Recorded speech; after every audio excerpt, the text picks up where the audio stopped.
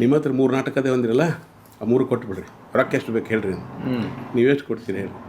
ನಾನು ಮಂಡ್ರೆಗ ಮಂತೇಶ್ ಶಾಸ್ತ್ರಿಗೆ ಸಾಳಂಕಿಗೆ 20 ಸಾವಿರ ಕೊಡ್ತೀನಿ ಒಂದು ನಾಟಕಕ್ಕೆ, ನಿಮ್ಗೆ 25,000 ಕೊಡ್ತೀನಿ ಒಂದು ನಾಟಕಕ್ಕೆ, ಕೊಡ್ರಿ ಅಂತ. ನನಗೆ ಆಕಾಶ ಮೂರಾಗೇನು ಆ ಕಾಲಕ್ಕೆ ಆತ್ರಿ ಮಾಲೀಕ್ರ ಒಂದು ಕಂಡೀಷನ್ ಏನು ರೀ, ನಿಮ್ಮ ನಾಟಕ ನನ್ನ ಹೆಸರು ಹಾಕ್ಕೊಳ್ಳವ, ಎನ್ ಬಸವರಾಜ್ ಕೃತ ಅಂತ ಹಾಕ್ಕೊಳ್ಳವ ನಾನು.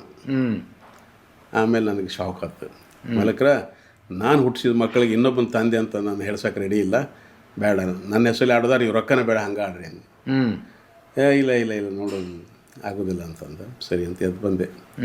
ಈ ಥರ ಒಂದು ಬಟ್ ನೀವು ಕೊಡಲಿಲ್ಲ, ಕೊಡಲಿಲ್ಲ, ಕಾಪಿರೈಟ್ ಬಿಟ್ಟು ಕೊಡಲಿಲ್ಲ. ಅಲ್ಲಿ ಕಾಪಿರೈಟ್ಗಿಂತಲೂ ನಿಮ್ಮ ಹೆಸರೇ ಹೋಗ್ತಿತ್ತು. ಹಾಂ, ನನ್ನ ಹೆಸರೇ ಹೋಗ್ತಿತ್ತು. ಅವನು ತನ್ನ ಎನ್ ಬಸವರಾಜ್ ಕೃತ ಅಂತ ಹಾಕೊಂಡ್ಬಿಡ್ತಿದ್ದ. ಹಾಗಾಗಿ ನನ್ನ ಹೆಸರು ಅಂದ್ರೆ ಕಲಾವಿದನಾಗಿದ್ದುಕೊಂಡು ಎನ್ ಬಸವರಾಜ್ಗ ತಾನು ನಾಟಕನೂ ಬರದೆ ಅಂತ ಅನಿಸ್ಕೋಬೇಕು. ಸುಳೆ ಮಗ ಅಂತ ಬರೆದಿದ್ನಲ್ಲ, ಅದು ಅವಂದೇ ಅಂದ, ಬೇರೆದವ್ರದ್ದು ತನ್ನ ಹೆಸರು ಹಾಕ್ಕೊಂಡಿದ್ದ. ನಮ್ಮಂಗ ಅವ್ಗೆ ರೊಕ್ಕ ಕೊಟ್ಟು ಸುಳೆ ಮಗ ಅಂತ ನಾಟಕ ಆಡ್ತಿದ್ನಲ್ಲ, ಭಾಳ ಫೇಮಸ್ ಆಗ್ತದು. ಹೌದು, ಅದನ್ನು ಬೇರೆದವ್ ನನ್ನಂತವನೇ ಬರೆದದ್ದು, ತನ್ನ ಹೆಸರು ಹಾಕ್ಕೊಂಡಿದ್ದ. ಇಂಥದ್ದೊಂದು ಕೆಟ್ಟ ಹ್ಯಾಬಿಟ್ ಇತ್ತು ಅವ್ರು, ಅಂದರೆ ಒಂದು ಹವ್ಯಾಸ ಬಸವರಾಜ್ಗೆ.